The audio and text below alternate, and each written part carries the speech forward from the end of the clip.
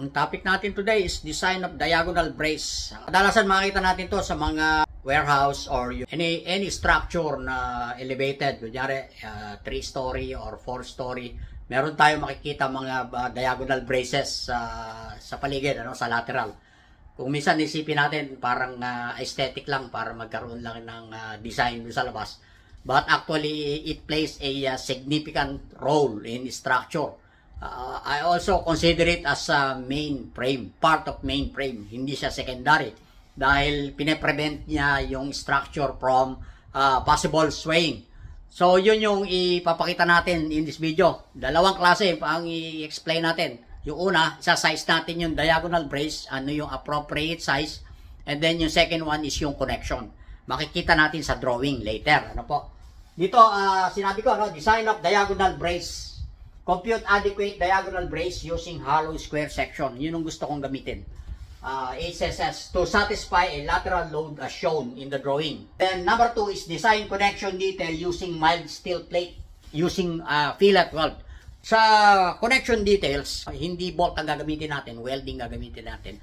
Maraming klase ang connection ng welding. So isa sa mga popular, especially kung may mga gasket plates, ang ginagamit natin is fillet weld. Meron na ako isang video, in-explain natin yung kaibahan niyan. Ipopost ko rito para kung gusto niyo panoorin, magkaroon kayo ng idea kung ano ibig kong sabihin. Ngayon, sa specification, ito yung gagamitin ko. Steel section and plate equals 248 MPa. Sabi ko rito, BM. Ano ibig sabihin ng BM? Base metal. Ito yung gasket plate. Yung pangalawa is welding rod. Ang gagamitin ko naman electrode is E60. Maraming klase ito. Meron ng E70. Yan ang ginagamit ng iba. But yung usual na ginagamit sa structure is E60. Yan yung available sa Philippines. Ang strength niya is 414 MPa. Calculation of fillet weld. Ito yung equation. VR equals 0.75 phi WM AW. Ano yung phi? Ito yung reduction factor. In this case, gagamitin ko is 0.60. Ito yung requirement ng AISC. And then yung WM, yung welded material, which is 414. And then yung AW, ito naman yung area ng welding. Pag sinubstitute natin yung 414 at saka yung AW, gagamitin mo is 6 mm. Ang makukuha natin is 0.79 kN per millimeter. Pinrovide ko na rito. So, gagamitin lang natin itong equation. Substitute lang natin yan. Ang makukuha nyo is 0.79 kN per millimeter. Meaning, yun yung resistance. Yung resistance ng welding per millimeter. Kailangan natin yan. Yung factor na yan para makompute natin yung required length ng welding. Sabi ko, consider lateral force as shown below. Design diagonal brace. Pinapakita niya rito at 3 levels. Ground floor, second floor, and third floor. Meron tayong 4 bays. Bay 1, 2, 3, and 4. So, each bay has a diagonal brace. May mga diagonal braces, Sa second floor, meron din. Suppose meron kang lateral load na 1400 kN. Ito yung sinasabi ko. Hindi ko na pinakita yung sa second floor. Dito na lang. O yung sa third floor. Pinakita ko na lang yung 1400 sa second floor. So, ang tendency niya is mag-sway. Yung building. So, parang nilagyan mo siya ng tali. Nilagyan mo ng tali dun sa gitna ng beam. Ito yung beam. Floor beam yan. So, parang nilagyan mo siya ng tali para hindi siya gumalaw. Kunyari, may earthquake. Yung unang, yung assumption natin, pag nag-sway, going that direction, hihilahin niya. Hihilahin ng kulay pula. Ginawa kong red. Nilagyan natin ng designation ng T. Ibig sabihin, tension, yung force na nag-a-act doon sa diagonal brace. And then, pag pabalik naman yung force, same force, 1400, ang magre-resist naman yung isang direction. So, 45 degrees, nilagay ko na rin dito, typical. So, sabi ko nga, 4 na bay, yung 1400 will be shared by 4 bays. So, 1400 divide by 4. Meron tayong 350 na i-resist nitong diagonal brace. So, meron tayong detail na gagawin mamaya. Yun yung kailangan natin, yun nga ipe-present natin. Pinakita ko lang sa inyo yung overall configuration. Find out appropriate steel section. Yung 1400 divide by 4, yung in-explain natin kanina dahil meron tayong 4 bays. So, using trigonometric equation, makukuha natin yung force do sa diagonal brace. T equals 350 divided by cosine 45 degrees.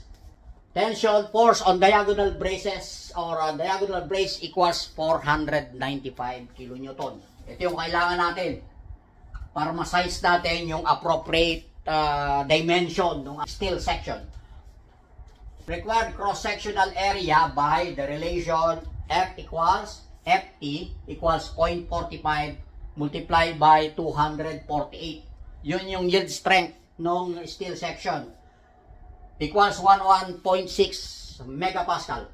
So, FT equals T over area. Kasi kailangan natin yung cross-sectional area para makapag-select tayo ng section sa manual, sa steel manual. Nakuha natin is 4,435 square millimeter yung cross-section. Yung thickness, multiply yung perimeter ng cross-section. Ito ang required. 4,435 square millimeters. Chinek ko sa steel manual, nakapamili na ako. Ang gagamitin natin is hollow square section. Yung binanggit natin kanina, no? Ang napili ko is 152 by 152, 9.5. Yung 9.5, ito yung thickness. Area equals 5,210 square millimeters. So, mas malaki siya dun sa required. So, okay yung section na nakuha natin. Sumunod din, sabi ko is figure out gusset plate dimension, thickness, and fillet welding. Ito yung binabanggit ko. Connection details na tayo. Meron na akong size. So, kailangan ko ngayon ma-figure out anong itsura ng connection. Let's say dito, nakita natin, meron akong beam. Ito yung pinaka-flooring, floor beam ng main structure. Let's say yung second floor. May beam tayo dyan. Meron tayong gusset plate. We-welding natin sa ilalim ng beam yung gusset plate. So, approximately ganito ang configuration. Meron tayong dalawang diagonal brace na size natin which is 152 by 152. Alam natin yung lapad niya, 152. Gagawin natin, kukonect dyan. Kukonect natin, Ang tendency nito is hilahin. Parang hinahatak niya yung frame dahil merong sway. Magsusway siya, pipigilin niya. Tension dito. So, madidesign natin ang length, yung required length ng welding. Base rin sa kinuha natin kanina, sabi ko, 0.79 kilonewton per millimeter. Ang strength ng 6 millimeter fillet weld. So, kukumpitin natin yung length, yung i-weld natin yan, naka-full weld. Both side. Parang kunyari, ito yung steel plate. Naka-sandwich siya, naka-sandwich yung section. So, both sides, yung nakikita nyo dito, naka-welding siya dito sa isang face, doon sa kabilang face, ganun din. So, kailangan natin makuha yung length. Mako-compute natin yung sa 6 mm fillet weld, gaano kahaba, sabi ko rito. Using yung 0.79 kilonewton per millimeter. Ito naman yung isang condition. Ang kailangan nating ma-check, hindi lang yung length ng fillet weld, kailangan din nating malaman kung gaano kalapad. Kung gagamit tayo ng 6 mm o 8 mm na gusset plate, gaano kahaba yan. Mako-compute natin yan using yung relation na nakalagay sa code. Shear on effective area, shear stress on base metal shall not exceed 0.4 yield strength of base metal. We will calculate length of fillet weld. Required length of fillet weld equals 495 divided by 2. Divide by 2 kasi both sides ng gusset plate is welded. Divide by 0.79 kilonewton per millimeter yung resistance ng welding. Required welding length is 313 millimeters. Ngayon, makikita nyo, ito yung section na dinrawing ko kanina, yung gusset plate. Yung red, yan yung welding natin. Kung 152 yung dimension nung dinesign nating section, ng diagonal brace, ginawa ko yung haba niya, yung sinandwich natin yung gusset plate, yung in-explain ko kanina, 150. So, 150 plus 152 plus 150 nearly 450 o 452 mm yung total length ng welding. But ang required niya is only 313.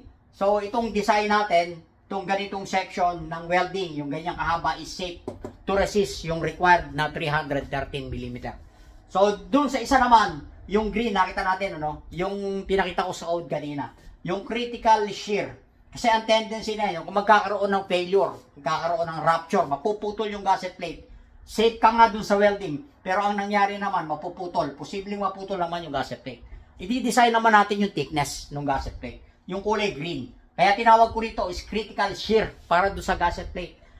Pag in-add mo yan lahat, 512 millimeters lumalabas. So, madidesign natin yung thickness ng gusset plate. FY equals 0.4200 multiply by 248 megapascal. Ito yung yield strength ng gusset plate, yung mild steel. So, ang allowable strength niya using 0.4 is 99.20. Yung 0.4, tatanungin nyo saan galing yan. Yung pinakita ko kanina, yung book nilapit ko kanina, no? Ang required ng code is only 0.4. Yun yung pag-check natin para ma-design natin yung thickness. So, Fy equals, equate natin, ano? Fy equals 495 multiply by 1,000. Yung multiply natin na 1,000 para maging Newton. Ngayon, divide by LC. Ano yung LC? Yung length. Yung critical length, which is 512. Multiply by thickness. Ang unknown is yung T. Hindi natin alam yung thickness. At yun nga yung i-design natin. So, LC equals 512. Substitute natin dito. Thickness equals 9.74 mm. Let's say 10 mm yung thickness. So, ipapakita naman natin yung detailed section. Kung ano magiging tsura niya. Lalagyan natin ng label. Dito sa baba, nilagay ko yung ano natin, beam. Pinakita natin yung beam. Yung gusset plate. Ito na yung gusset plate. I-weld natin doon sa ilalim, doon sa underside ng beam.